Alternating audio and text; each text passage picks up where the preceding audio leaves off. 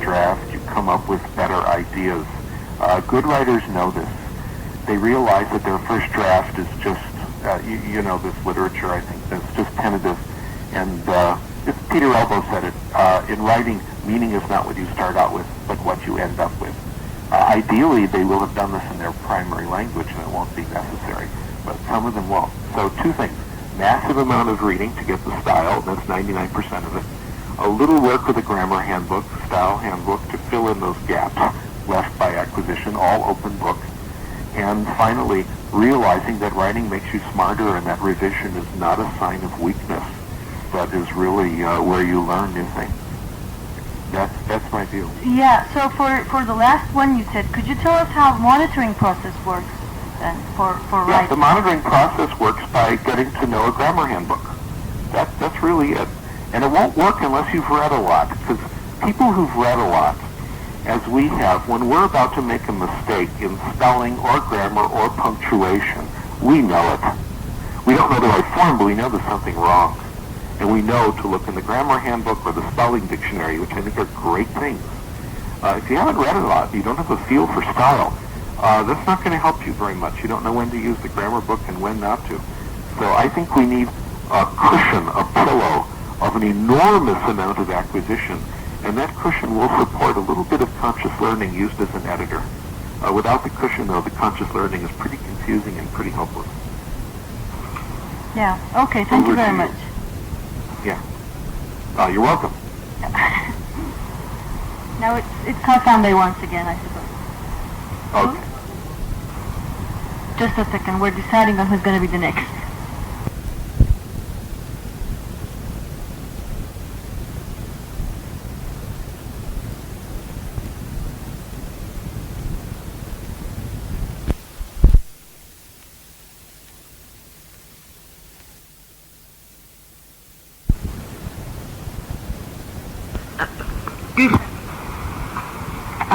Dr. Krashen, it's Gülfem again.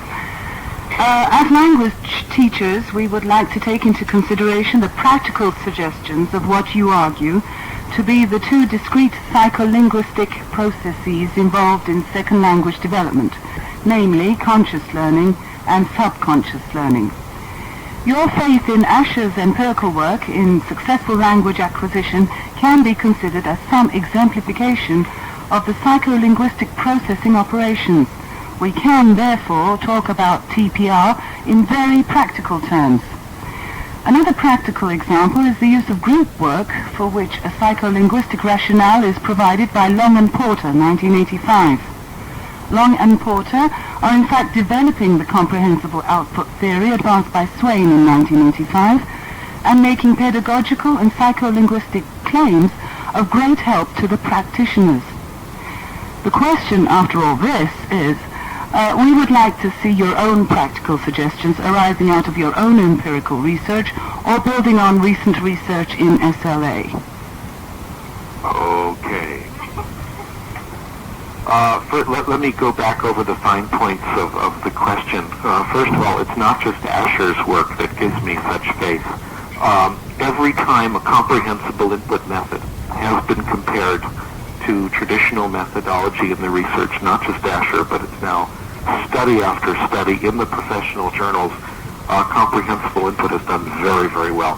The students are always better in communication, and they're just as good or better on tests of grammar. So Asher, who is definitely the pioneer, has been confirmed by a number of other people through the years. In fact, it's safe to say we haven't lost yet, and this is beginning methods, intermediate methods, etc. So that's number one. In terms of group work, and Long and Porter and Swain, I need to point out to you, gosh, I'm becoming a bitter old man. Here we go. Swain, good friend of mine, has not a shred of evidence for the comprehensible output hypothesis. You look at the 1985 paper, it is 100% speculation. Number two, if you look at Long and Porter's original paper on group work and everything else that has been done on group work, they collect lots of statistics, but there is no evidence that group work has ever done anybody any good. There is no gain in proficiency, nor do they even look for it. They look at whether people make things more comprehensible, whether the input is grammatical, and there's a flood of data, but none of it ever says point blank or even suggests that group work is good for you. Swain's work since 1985, the comprehensible output hypothesis is now 10 years old and still is devoid of any empirical evidence. And also, Swain points out her view of it is not that it is a substitute for comprehensible input. They're very careful about it. In their last paper, Swain and Lapkin said it might be, can be, may be, could be a supplement under certain conditions, certain times, certain people to input. Nevertheless, it is accepted as true, and that I think is an interesting sociological phenomenon why people think it's right. On the other hand, I have, and in addition to that, I wonder why people are so eager to grab at it when, once again, we haven't tried really putting the pedal to the metal with comprehensible input. On the other hand, I must say that I have nothing against group work, and I think it's good for you, but I think it's good for you in other ways. When people actually have a chance to talk, they feel a lot better about using the language. It's interesting. It's fun. I don't know if they get any much comprehensible input from it. I don't know if it does you that much good. But it, as Frank Smith would say, it makes you feel more like a member of the club. And I think it lowers the filter. You feel like someone who speaks English. You feel like a member of the group somehow. So I think it has important affective advantages. But it has, and I'm certainly in favor of it. But it has yet to be shown that it does you any good. A real problem with comprehensible output, too, I should point out, and what we call the communicative method, is that it is constantly pushing students against the limit of their competence. It says that we acquire language by trying to say things that we can't quite yet say. And when we look at studies of what causes anxiety in students in class, it is exactly this kind of forced speech. So I'm in favor of talking, I'm in favor of group work, but I still don't think students should be forced to say things they're not ready to say. And there's absolutely no evidence that it does anybody any good. Have I managed to confuse you? Yes, thank you very much. Oh, good. That's my job again.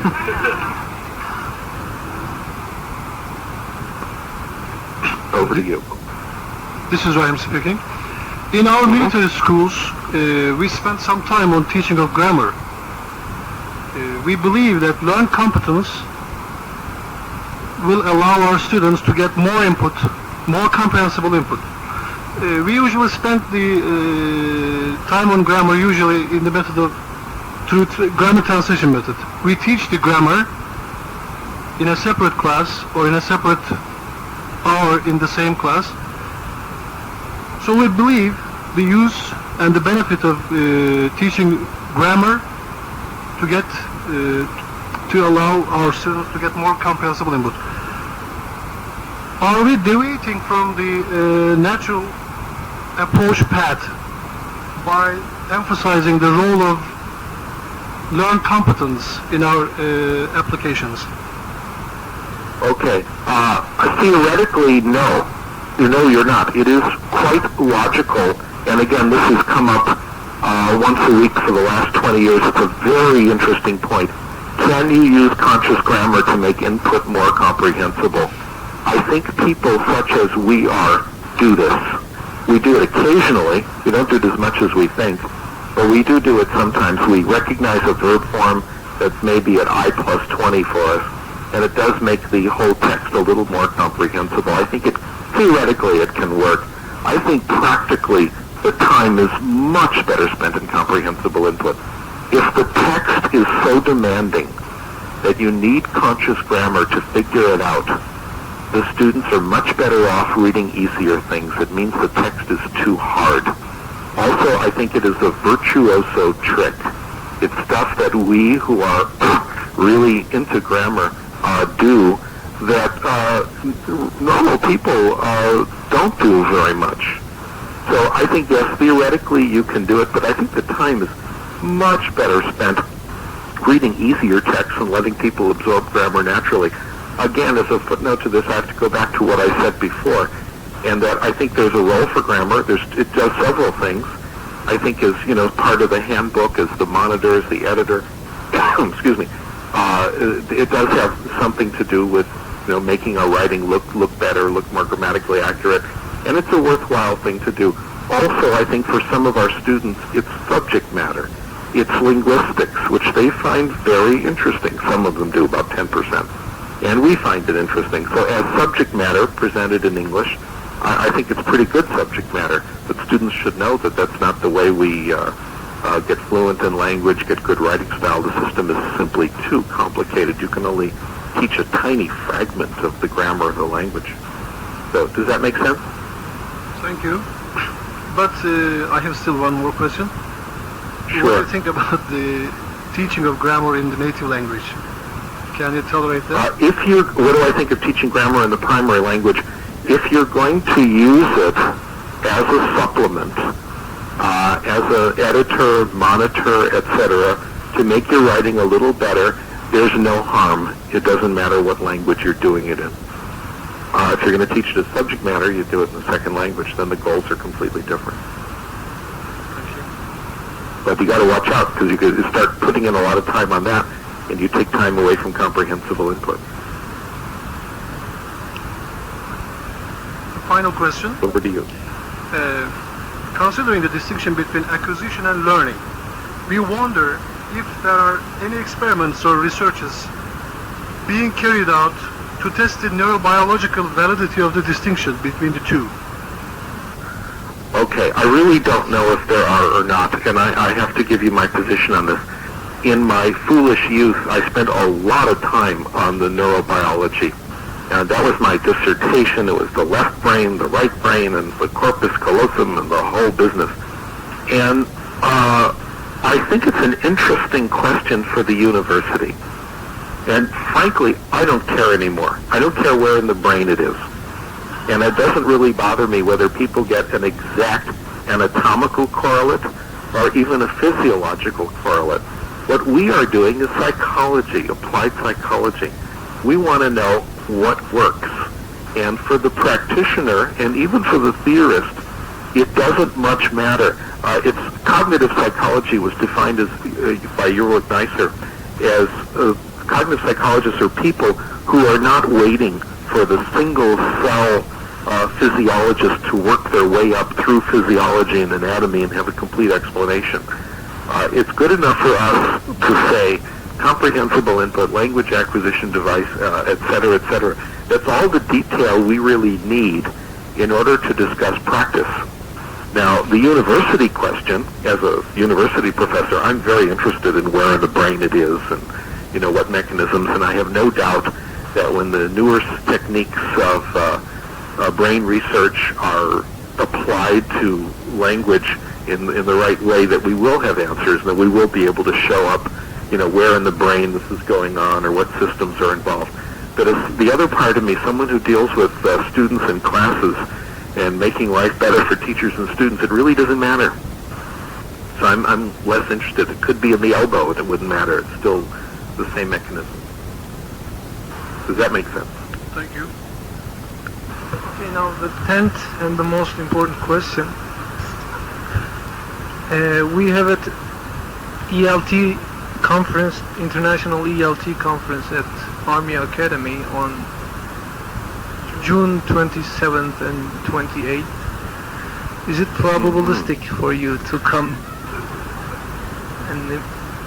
Well, I'm waiting. I know about the invitation, and unfortunately, I'm waiting to hear from some other folks who've asked me to give some talks in Mallorca and in Israel. So I just wrote them yesterday anticipating this question.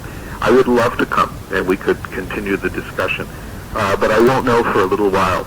I hope I'll know within the next 2 weeks. These are extraordinary questions you've asked, by the way. The group, they're hard questions, and I think they go right to the core of what the issues are, and you'll certainly get different answers from different people. They're very, very tough questions and very good questions, so it's quite a workout for me to think them through. Please send an email to us whether you are available during that time or not, whether you will be able to come or not. Okay? I certainly will. Okay. Dr. Krashen, we started a little late, and I don't know if you have a few more minutes. A couple questions have filtered